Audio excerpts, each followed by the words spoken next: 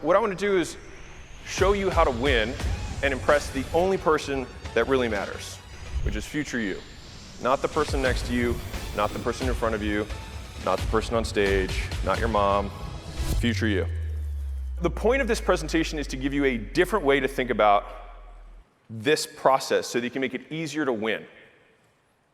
And the nice thing is that the process I'm going to show you is how you can win at anything.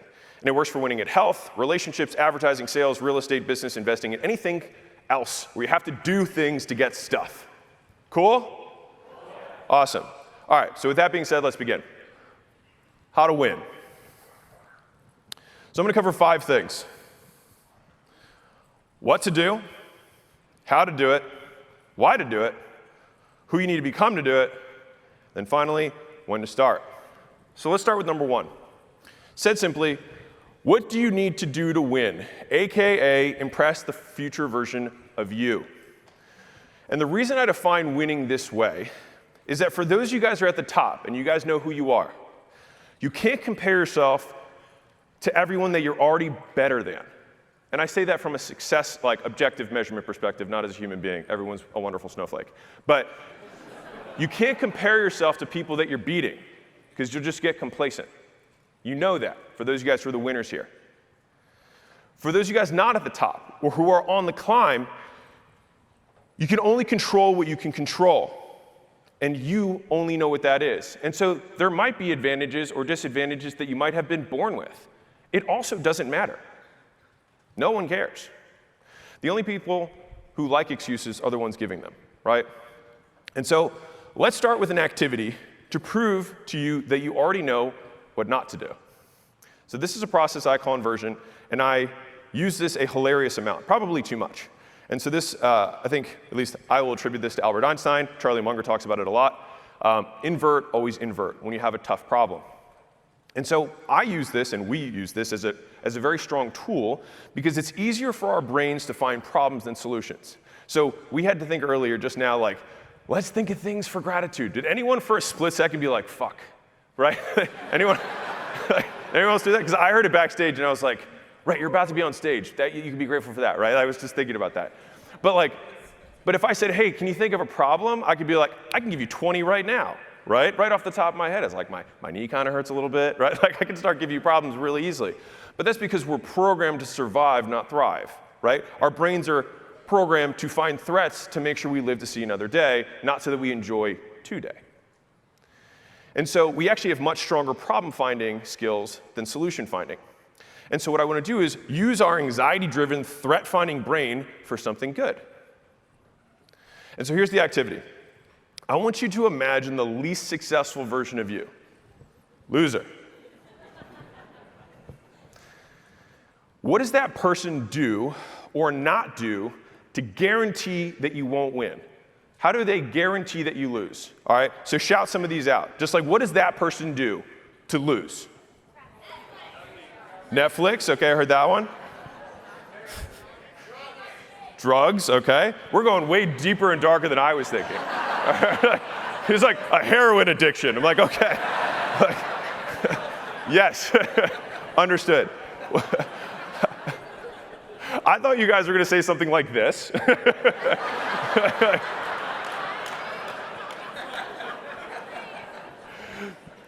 Be impatient, show up late, be unprepared, not confident, heroin, we can throw that up there. Being transactional rather than relational with your clients and customers. Don't follow up. Someone's like, hey, I've been thinking about selling my house, and you're like, awesome, and then you just never call them. I've got a friend who might be interested in your services, and you're like, that's a damn shame. Don't advertise, don't ask for referrals, right? These are probably some things that would guarantee that you won't be successful, right? And there's probably more we could add to this list. And so I would encourage you, though, if you really think about this, to really put these things down, because this is genuinely the process that I think about when I want to grow a business, when I want to get into a new endeavor. I think, how can I guarantee that I would lose? Like, what would in the fewest moves I could possibly make, what are the fewest things I could do to absolutely guarantee that I lose? And actually, the smaller the list you can make, the more potent those things are. Like if there's just one thing that you can do to guarantee that you lose, that usually becomes the North Star of how you win. So how do we use these things that our brains came up with to win, right? We invert it. We flip it. And so this is what that would look like. So from impatient goes to patient. Showing late is to always being on time. Being unprepared to being always prepared or over-prepared. Not confident to confident. Transactional to relational. Doesn't follow up to always follows up. To doesn't advertise to advertises constantly. To not asking for referrals to always doing so. Quick story on this. One of our companies had one sales guy who was outperforming the previous top salesperson by 2x. And so I wanted to know what this guy was doing. So I hopped on the phone, which he was like, right? And so I was like, what are you doing, man? And he was like, after I sell someone, I just asked if they want to bring somebody else. And I was like, yeah. And then I looked at the sales director, I was like, is that not in the fucking script already? He's like, no, it is. And I was like, why are we not enforcing it? And he was like, we are now. And so, simple shit, right? And so a lot of you guys already know how to win because you know how to lose. So flip it. So after all that, I guess everybody here does know what to do to win, right? But maybe you just don't know how to do it. So let's talk about that. So most times we don't do things because we haven't broken them down to the most basic form, all right? The more skilled you are, the more general a command can be and you can follow it. So someone can go, Sharon could be like, hey, you want to JV on this company with me? And he'd be like, can you grow it? And I would say, sure. Very general command, right? Can you grow this business? Sure. If you go to a toddler and say, grow this business, they're going to be like, what does that mean? But the thing is that we're not so dissimilar from toddlers. It's just that our egos grew up, but not our abilities. And so you might say to the CEO, go advertise. The less skilled you are, the more broken down the command must be in order to follow it. So if I were to tell the toddler, genuinely, how to grow the business, it might start with, hit the button. Then wait until the light comes on. Then click the blue circle. Then type in facebook.com. Hit enter. You guys catching this? So what's the difference? The level of detail in the instructions. And this is why two people can go through the same training or event and get wildly different results. Results come down to the number of skills the person has and the number of skills required to understand and execute. This is how learning happens. So skills for winner coming into this event today might be they already know how to email market. They already have charisma. They know how to speak. They know how to follow up. They have these skills. The other person here might have no skills, and they could attend this event and then nothing would happen. Was it the event or was it the person? It's just that there are requisites, just like in college, you've got requisites to do something. You have to have former skills to advance to the next level. And unfortunately, and this really applies to those of you who have teams, and if you are a teammate, you can think about this in reverse. If you have one broken link in the chain of commands or instructions that someone does not understand, they get stuck, and then they do not complete the task. And you're like, why are you so incompetent? And it might just be because they don't understand one step. And so, for example, let's say that you hear go advertise, right? Skilled guy says on it.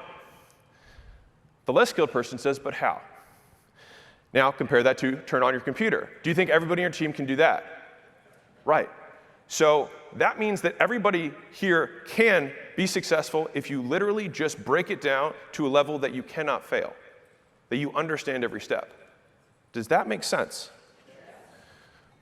That I can do. So you need to break things down to their most basic level so that everyone can learn them. And when you do that, you make it easier for more skilled people, and you make it possible for less skilled people. And so, for example, I said earlier on purpose, be more charismatic, right?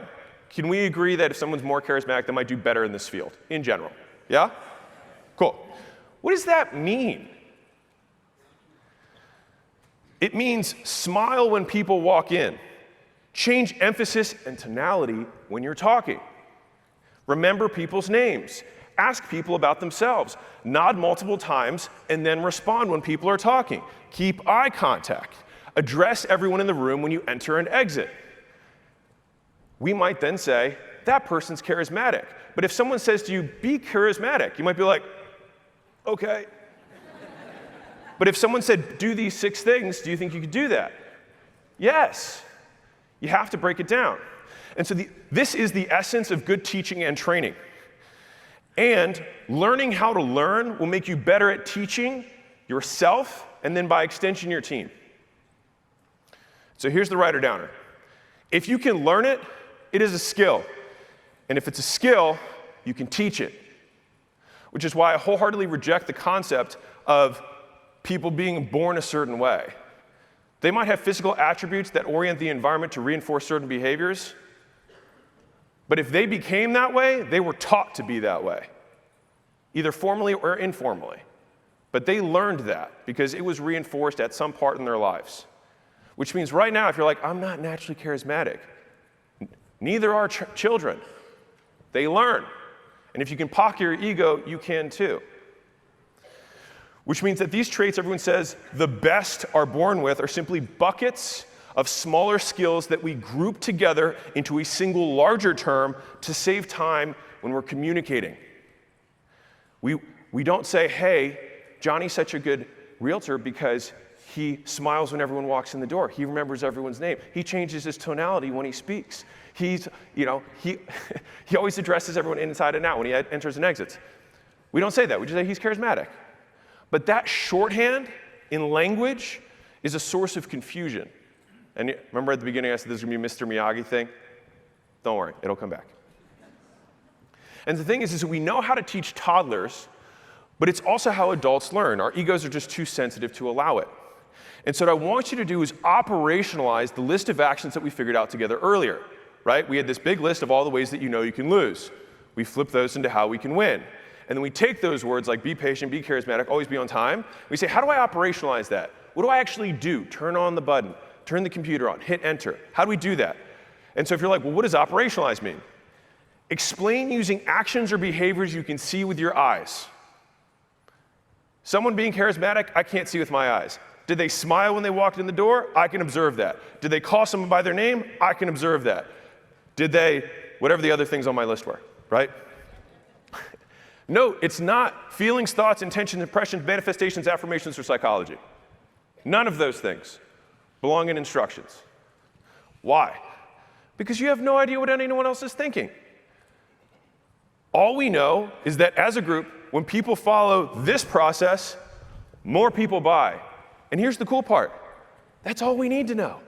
We don't need to test the science of the psychology. We just know that when we greet people, we look them in the eyes, we shake them, we remember their hand, and then we follow up on this cadence. It works.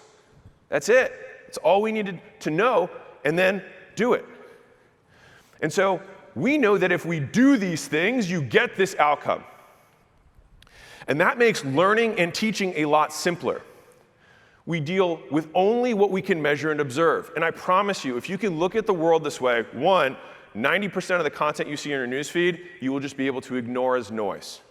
Because people are like, it's the manifestation of the internal trauma from child. It's just smile and shake their fucking hand. Like, just stop. Stop. All right. So let me give you another example, and this is one that I actually struggled with. So I spend a lot of my time trying to operationalize words because it just helps me understand the world better because I don't feel like I understand much at all. And I just share that stuff in my content because I share the stuff as I figure it out, or at least as I figure it out for me. And so I have always been somebody who identified as being an impatient person. And I figured if I was going to be an investor, patience would probably be a very important character trait to have. And I was like, well, how do I do that? If someone's like, be patient, you're like, ugh. Now what, right? So what does that mean? So patience means figuring out what to do in the meantime. That's it. AKA doing anything besides doing the thing you're avoiding, including doing nothing at all. This is why some of these dictionary definitions are very difficult to actually do anything with. It's not the capacity to accept or tolerate delay, trouble, or suffering without getting angry or upset. Just figure out what to do in the meantime. That's being patient. So quick question, who here has investments? This isn't like a big flex question. Okay, cool. Now, right now, provided you literally aren't on Robinhood selling your shit, you are being patient by just being here. Like right now, your investments are moving in one direction or another, and you're being patient because you figured out something to do in the meantime. Huh, not so hard. In other words, right, yeah, I wrote this. There we go. Which brings me to my next how point, binaries and continuums, real quick. It's not that you are patient or not, and the reason I'm emphasizing this is because sometimes it can feel unrealistic to try and attain these traits. It's like, well, it's so hard for me to be charismatic or, not soft-spoken or patient, right? But it's not about being it or not being it. The question is, how patient are you? Which means that it's not a binary, it's a continuum. It's, can I move myself slowly in this direction by taking actions, all right? Which makes every skill you work on improvable. And so everything that we do to impress our future selves is another proof point that we act more times than not in this way. Until eventually, we begin to describe ourselves as patient, or detail-oriented, or charismatic. And this allows us to see progress with these, quote, traits, which are really just buckets of larger skills that we do shorthand with so we can communicate. And so now that we covered that, I can finally define 3 terms that I think will matter for everyone in this room and cement the how. Learning, intelligence, and confidence. So let's start with learning. Learning simply means same condition, new behavior. So the same thing happens, and then you respond differently. That's learning. So if I show you a red card, and then I slap you, like, wow, that sucked. Then I put it back in my pocket. And then I bring out my red card again. And then I slap you. And then I bring out my red card again. You duck. You learned. The phone rings. Hello? No script. Phone rings. Hi? Phone rings. Read the script. You learned. Same condition, new behavior. Learning. So please remember this, because I'm going to hit on this multiple times throughout. Learning means same condition, new behavior. If you're presented with the same situation and you do not change how you behave, you have not learned. So that's learning. Intelligence. How fast you change what you do in the same situation. Intelligence is rate of learning, speed of learning. So, dumber. Phone rings, no script. Phone rings, no script. Phone rings, no script. Never changes. Dumber. Liking how complex this is? Smarter. Phone rings, no script. Phone rings, reads script. Changes faster, smarter. Everyone wants to think they're smart, but many of you will leave this event, go back to the same environment, and not change your behavior. So if that's you, which one of these 2 are you below? Dumber? Everyone's like, or smarter. So you may not have ever thought that you were smart, but if you change your behavior, you can beat even the, quote, smartest person, which is why you need to be delta. You need to be a triangle. Change instead of an L7 weenie, a square, right? That's why triangles win, because we change. So that's intelligence, which is simply rate of learning, how quickly you change your behavior under the same conditions. So how can we tie that to confidence? Because I think, could we agree that a realtor who's more confident would probably do better in this field than one who isn't? Okay, awesome. The percentage likelihood that something happens. In statistics, you have a confidence metric. How confident are we that something's going to happen? And confidence is domain specific. So you can be a confident realtor and a not so confident parent. Kind of interesting. So how do you increase your confidence percentage? With proof. Well, how do you create proof? You do it a lot of times. And how can you make sure you have a high percentage likelihood that the script comes out the way you want it with a client? You do it in the exact situation a lot of times, because confidence is domain specific. There's some people who practice their speech in the mirror, but when they get on stage, they freeze. They're like, but I practiced this thing, but you didn't practice it in front of a crowd. It becomes domain specific. You sound so certain. Here's how you do that. Do it enough times that you get bored of it. So like you can complete the sentences, you can do it while you're driving, you can do it in any situation you want, because guess what? That's when you'll be performing the script. So here's a writer-downer. Confidence comes from the past, not the present. If your plan requires luck, it's a bad plan. If you need to get lucky in order to win in this game, you will not win. So you can prepare. And you do that in the past before you need the skill. You dig the well before you're thirsty. So now that we covered the what, you guys all know the big list of things that you should be doing. And you can break it down into an operationalized little basic nugget of I can actually do this with the how. Let's talk about why you should but aren't. So I'm going to talk about two things within my little why category: external conditions and internal conditions. So I'll start here. That's supposed to be like the economy. I don't know if that little visual looks economic, but I liked it. Okay, so here's why you might not be doing it. I call this the 5 stages of opportunity hopping. So you go from step 1, uninformed optimism. You're like, man, in this low interest rate environment, my cousin's making a killing in real estate. Must be amazing. I could do that too. And then you hop in. You go to step 2, which is informed pessimism. This is not as easy as I originally thought. People aren't just coming to give me their homes to sell. Well, gee golly. And then you keep going, and you reach this third point where you're like, the valley of despair. What is life? Is this really what I want to do? Am I passionate about real estate? I really do love being a family person. And then you start justifying reasons not to do something, right? And this is what most people do, is they get to the valley of despair, and they jump. Because in the beginning there, you saw your cousin who was doing well at real, and you were like, I'm going to jump in. But you were doing something before that you were just in the valley of despair of that thing.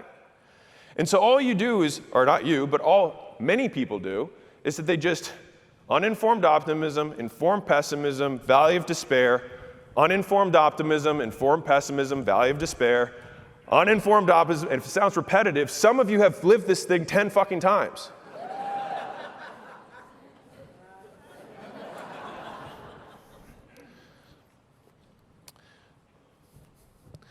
And so many of you guys are here right now.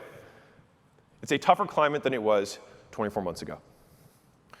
But here's what it looks like when it's right.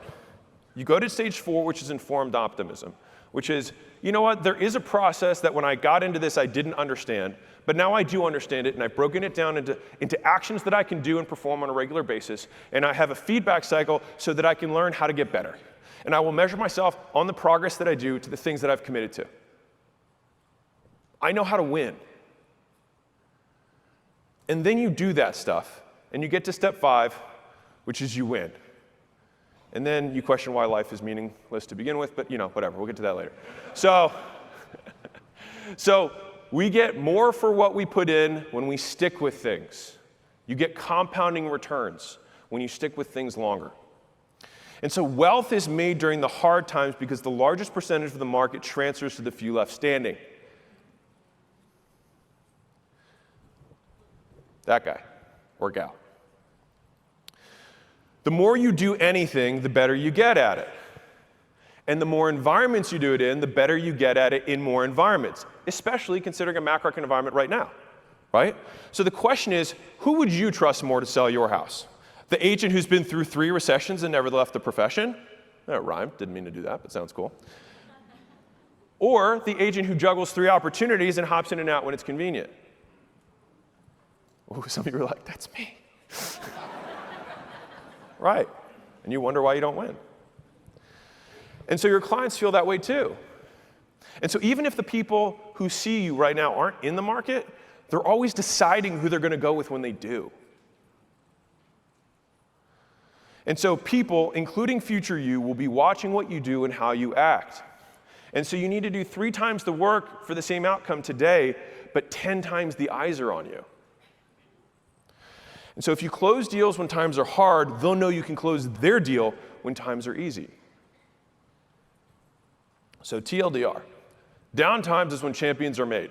It's when skills are sharpened. If you can win now, when the economy turns around, you will crush.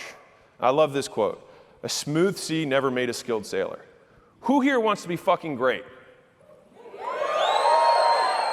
Then we should fucking wish for storms.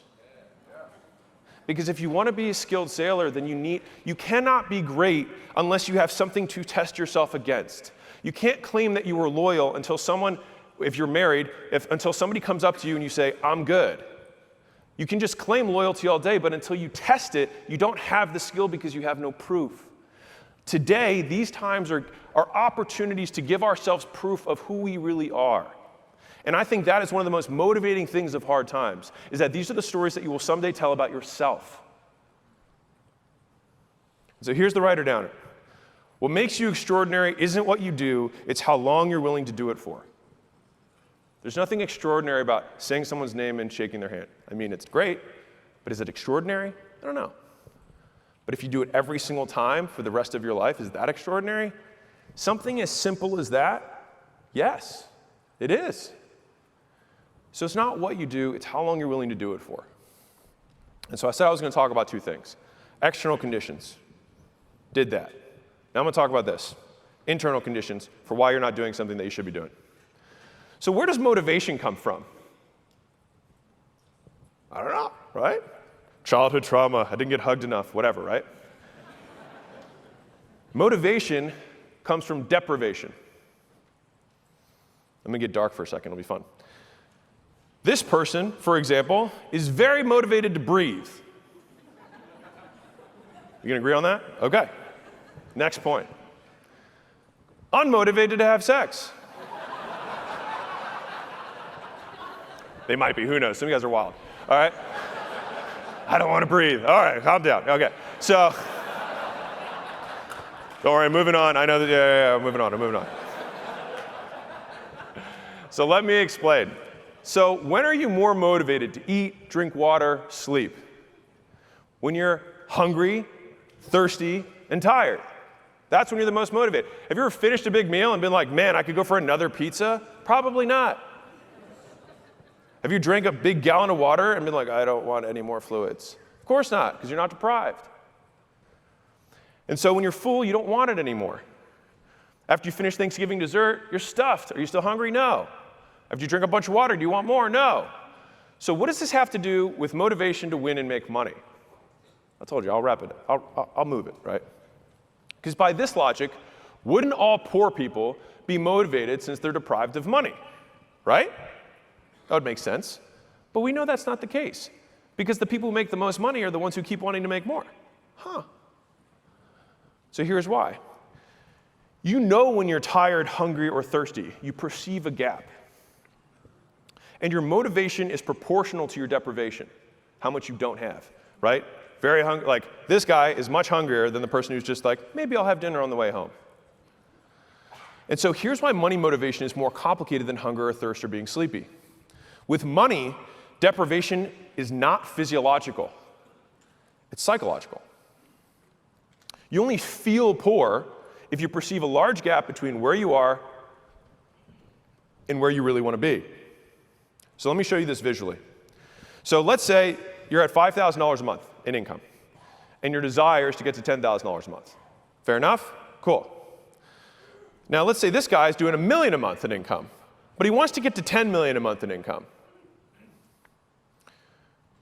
Relative to their goal, one guy is closer. He's only half of his goal. The other guy's 1/10 of his goal. Who's more deprived?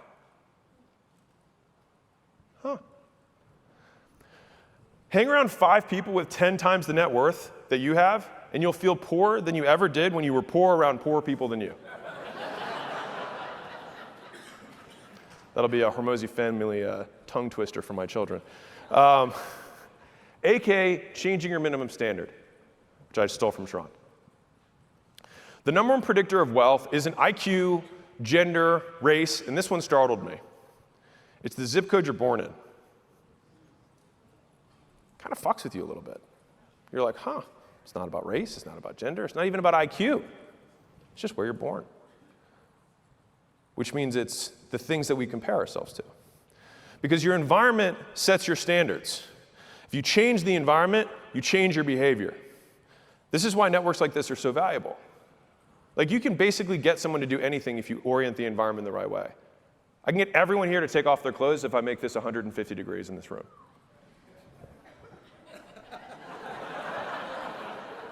I could. You could. If you change the environment, you can change behavior. If I told you to like, hey, everybody get naked, we'd be like, I'm good, Alex. Fair enough. Crank this thing to 150, people start stripping. I didn't need to say anything. The environment changed your behavior more than I ever could. This is why the places like this and networks like this are so valuable. And so, if you want to feel more motivated, change who you compare yourself to. Our environment stretches the gap, and you experience the deprivation.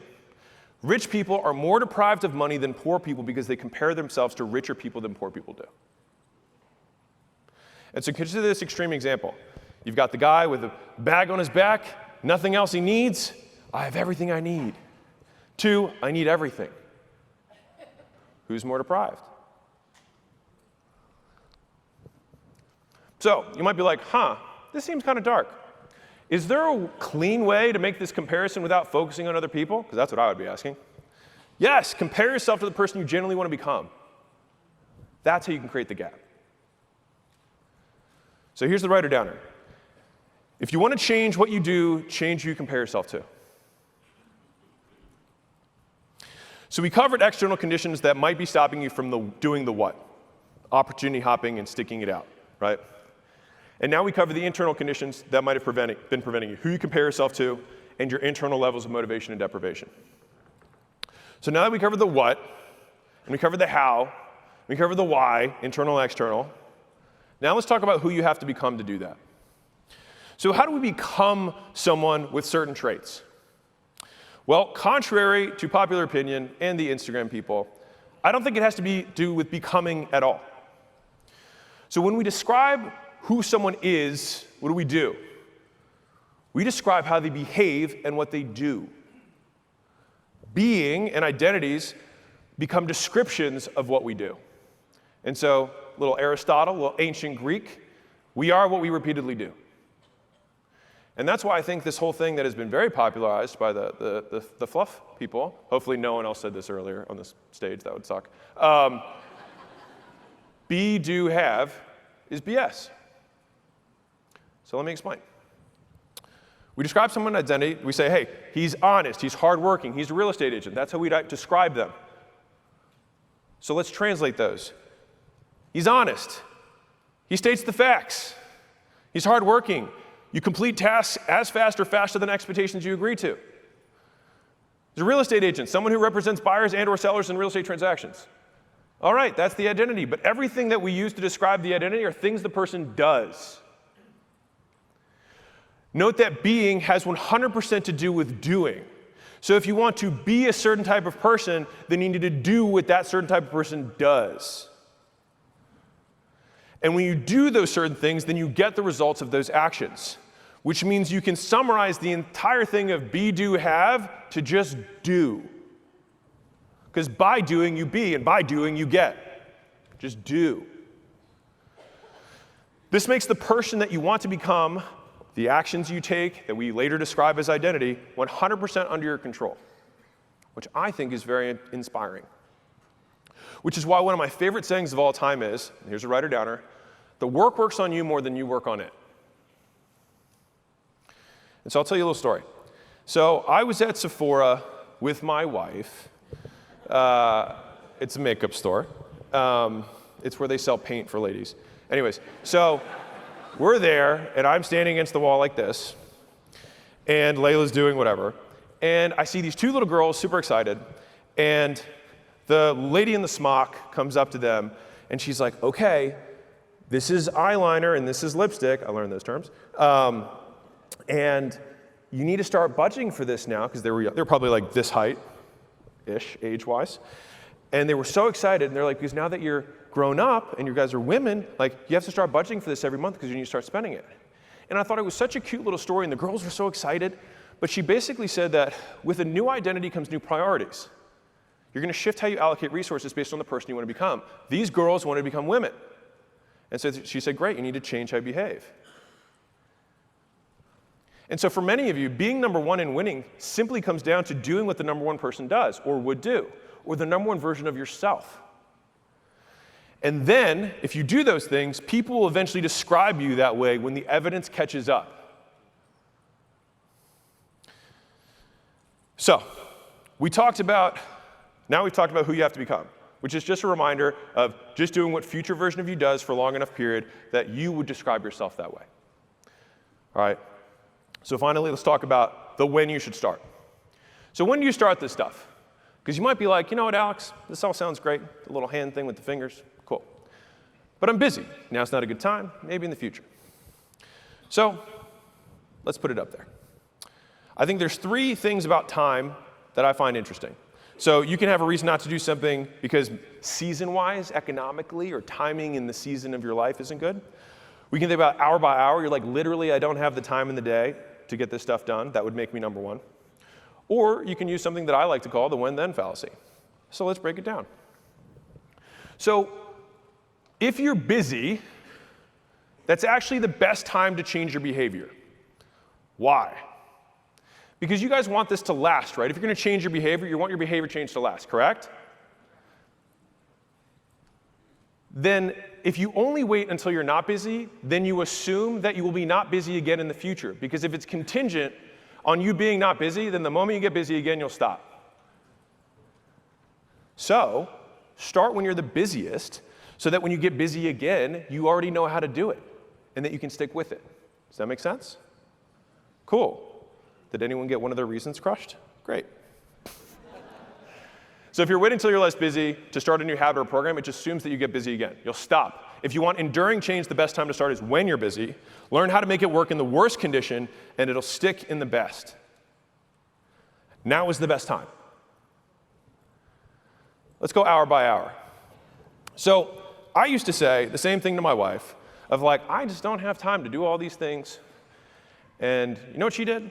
She grabbed my phone, she looked at my time usage, and she was like, huh, here's 4 hours every day you spend on not work. I guess I found you some time. Anyone want to look at their phone right now? Probably not. And the other way to think about this is like, do you think that there's someone on earth who had less make it happen? Yes, of course. If they can, you can too, right? Everyone has the same 24 hours. It's about how you allocate them. And the nice thing is that if you're doing a lot of stuff right now and you're not getting to where you want to go, you're doing the wrong stuff. And so the first thing when you course correct is actually elimination, not addition. Because most of the stuff you're doing right now is not working. So then change what you do, and you'll have way more time. Smart, busy, broke. Can't be all 3. You got to pick 2. You can be smart and busy, but you won't be broke. You can be busy and broke, but you're not smart. You can be smart and broke, but you're not busy. Super real talk. If you're working all the time and you're not making progress, you're doing the wrong stuff, right? People who achieve goals faster don't actually move faster. They achieve more with every step. This is the basis of leverage. They get more for what they put in. If you're not moving as fast as you want, you're doing the wrong stuff, okay? So consider the alternative, because some of you are still like holding on to this, and you're like, but I really don't have time. It's like, okay, you're right. And you'll never achieve the success you want, and it's not your fault. That feel better? Right, didn't think so. So let's assume that you've got the time and you're spending it the wrong way. So that's number 2. Let's go to the when-then fallacy. Always a fun one. So this one kept me stuck for years. Basically, you think, when I have more time, I'll do it. It's like saying, I'll save money when I have more money. Or like, I'll get healthy before I go to the hospital. Or I'll go to the gym once I have a 6-pack. You invert the sequence. You're getting the order wrong, right? You do the stuff now to get the thing later. You do, and then you don't get in order to do. So that's number 3. So, when do you start? Answer, the moment you want to be the future version of yourself, AKA when. So when do you want to become the future you? Or when do you become the future you? When you do what they do. Because if identity is based in action, then the moment you start doing the things that future you does, you are that person. It just takes time for the proof to show up, but you are that person already, and that is enough for you. So we talked about what, how, when, who, and when you should start. So you're like, now what? Well, shit, I don't know. So the name of the presentation was How to Win. Remember the whole intelligence and learning thing? The longer it takes you to start doing the things you know what to do and how to do, the less intelligent you are. And whenever you get stuck, break things down that you need to do into continually smaller chunks until you understand how to do them. So whenever you get stuck, just think, oh, there are terms or words here that I don't understand.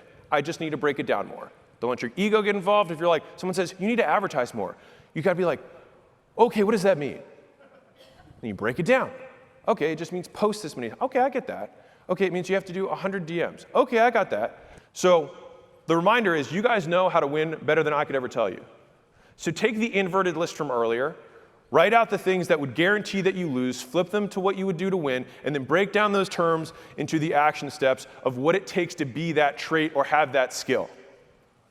Traits are just skills. And then practice it until it becomes second nature. And then chunk up. So in the beginning, you just have to talk about doing 100 DMs. Once you know how to do that, you know how to do cold calls and outreach and door knocking and ads and all this stuff, then you can just say, advertise. You can chunk it up because you have more skills. And then you measure your success by whether you completed the actions that would make it unreasonable that you will not fail. And then you succeed by default. So what would I have to do to make it unreasonable that I don't become number 1? List those. Do those, and you will get there. But you measure yourself on whether you did the thing. That's it. Yes or no. Very simple. And so all the greatest games in life that I found, marriage, health, business, you never actually win. You don't win at marriage. The point is to stay married. You don't win at health. The point is to stay healthy. You don't win at business. The point is to stay in business. And so it shifts the game from winning to outlasting. And that means winning comes down to making a decision that you can 100% control, which I think is cool.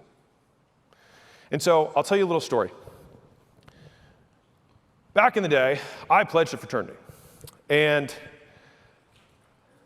2 weeks in, my whole pledge class revolted. We were like, this sucks. This is what we signed up for. This is not fun and parties and girls. It's like, yeah, no shit. But it wasn't what our expectations were. So they sat us down, they gave us a pep talk, and then we got over it. And then when I was on the other side, I actually found out that every single pledge class, every single year, would revolt between day 10 and day 16. Every year. And so I ended up becoming president of that fraternity, and it was my turn to give that talk. And so I go into this freshman dorm room. There's 20 of these guys. They're outnumbering me, right? They're like, well, we don't like you anymore. I'm like, okay. And so I said, I get it, guys. I said, who here thought that this would be easy? No one raised their hand. I was like, who here thought it would be hard? They raised their hands. I was like, this, right now? I was like, this is what hard feels like. You just didn't know what hard felt like. This is what it feels like. Make sense? We just reset reality. This is what hard feels like. You said you expected it to be hard. This is hard. And they all came back. And so right now, you may be at that point in your career, and the hard can be different for different people. It might be stuck at a certain level of income. It might be just getting started. It might be being number 2 and wanting to be number 1. Everyone's hard's different. But this is what it feels like. There's a level of uncertainty of not knowing whether your actions are going to yield the results that you want, but doing them anyways. Not knowing if you're going to get credit from the market or on your check at the end of the month. And whether this is really the thing that you want to do for the rest of your life. Everyone thinks these questions. But the people who win just continue to do the actions, regardless, which is why I say focus on the activities, not on the inside of your ears. You can feel terrible and still win.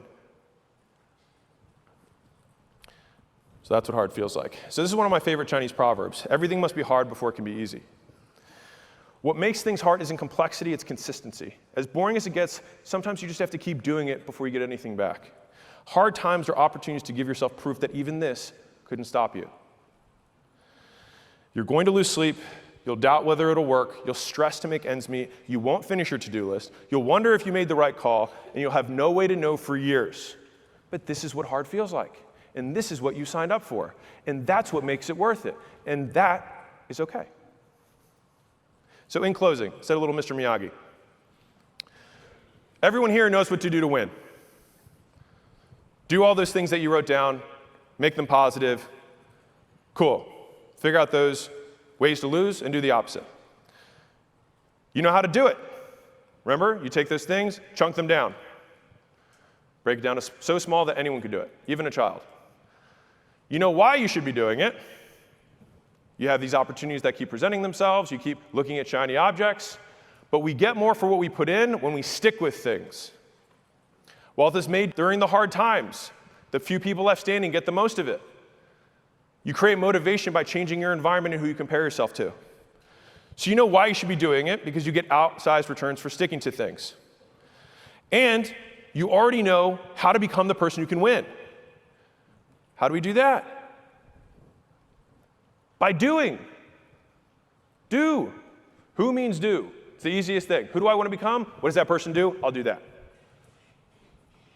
And you know when you should start, which is, if it's not you're really busy right now in this season, it's the best time to start. If you don't have time, you're spending it on the wrong stuff. And if you think you need to get in order to do, you have it backwards. So when do you start? The moment you want to be the future version of you. So here's my final reminder. If you take one thing from this presentation, if you do not change, you did not learn. And everyone here has things that they've written down from many of the talks of things that you want to do or want to think about or whatever. I would encourage you to make that a list of things that you will do.